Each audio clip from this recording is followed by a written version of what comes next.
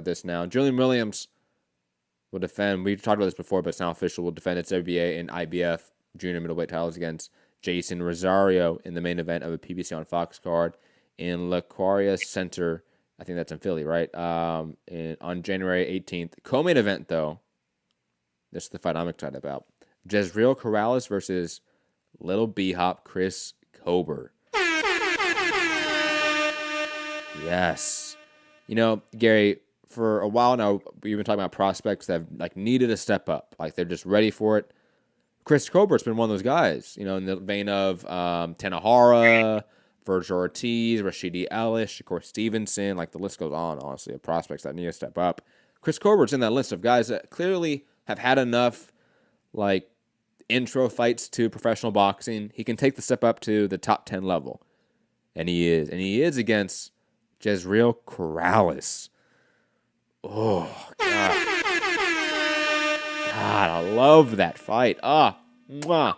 This is the modern day, kind of Zab Judah, where he looks spectacular for 6 rounds, and then he kind of fades. Gary, can you turn yourself up a little bit? Sorry. Turn this up? Yeah, turn yourself up a little bit. There you go.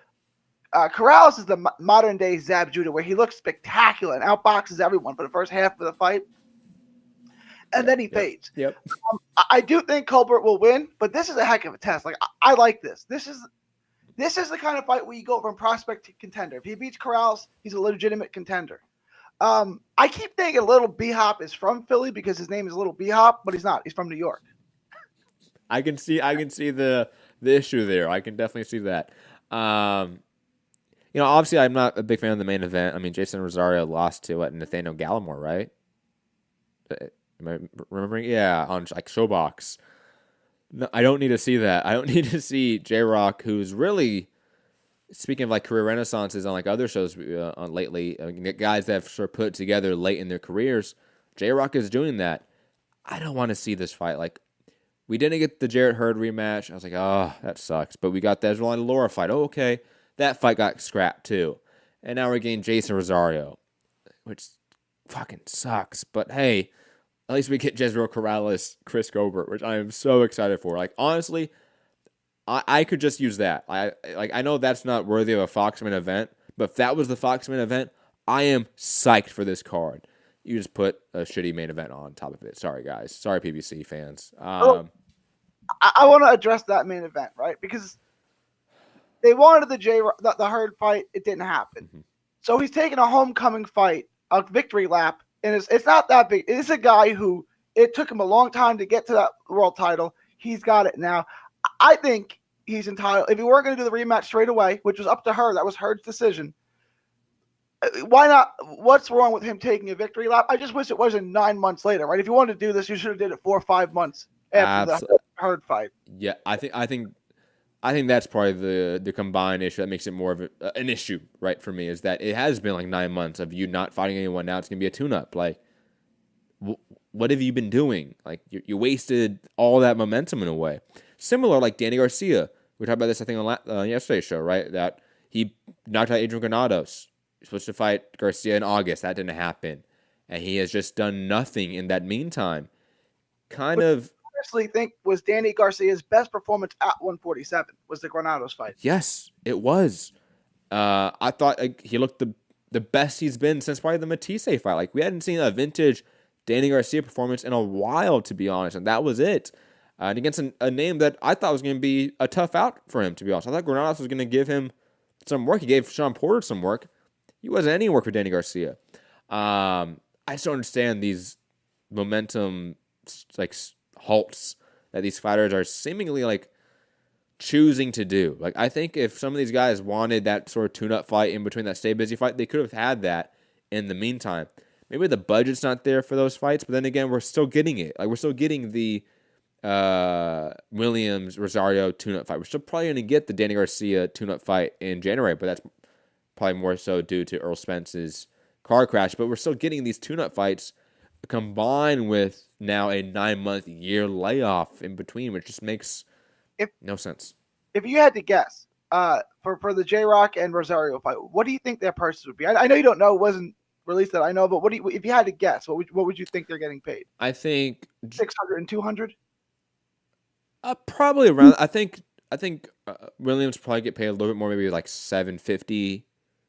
Okay, and Yeah. Rosario maybe not 200. I don't see that. Maybe like a 150, 100 to be honest. Like I just don't see him getting that paycheck. Maybe he gets a good back end Yeah. six-figure paycheck, but I think he's probably getting more of the 100 to 150 range, and Williams are gonna get more of a bigger check to be honest. So we think that the total purse is about the same, but it's going to be Yeah. better split in favor of J Rock, which would App. make sense because Yes. why would Rosario get a big payday? You know what I'm saying? Like, And like that'd be a 20% split, right? Just 200,000, 600,000 split. That's a 20% split for Rosario's favor. I don't think it's 20% split. I'm sorry, Rosario, you ain't getting that, bro. If you do, good for you. Like we talk about this in this all the time. Like if you're able to make money in this market, do it because this market's going to dry up soon. So if he is able to get a $200,000 paycheck, guaranteed, disclosed, props to him. Let's be honest there. But digressing, I love the co-main event.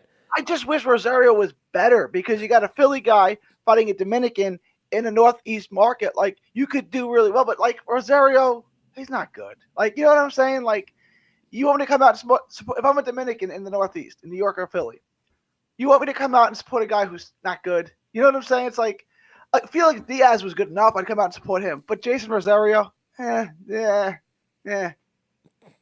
And I am curious about J Rock's like regional drawing power in Philly now as a champion. Like I wonder what the tickets or the attendance are going to be for this fight because it's Licorious. It's a decent arena. And J Rock does seem to be trending in the right direction. He's not a star, in any sense of the word, but could he sell out or do decent in the Philly market from a pure ticket selling perspective? Potentially. And I'm curious, anybody that's in the Philly market that's listens to the show, please let me know what the ground support will be like or what it turns into as this fight gets closer. I am curious what the marketing is on the ground in Philly for this level of fight because this is one of those fights where, again, speaking of that old paradigm, in the 80s and 70s, this would be a massive fight in Philly, right? You sort of mentioned it, right? This would be an old paradigm, a big Philly fight because it's a Philly fighter versus a Dominican. Yeah, it would have sold out the Spectrum back in the day, back in the 90s and the 80s. Does it do that now? I don't know, but you have PBC, which seems to be on a upward trend. You have the Fox machine behind it, which is massive. J-Rock seems to be on an upward trend as well. All things seem to be pointing in the right direction. Let's see if they capitalize on a J-Rock hometown fight. I am curious about that more than anything. It'll sell more tickets than Bosnick Better Beef, that's for sure. Absolutely. I think that's without a doubt. Because that's a great fight, and but it's got guys who belong in that market. Yeah. I mean, that's just like ticket selling 101 right there.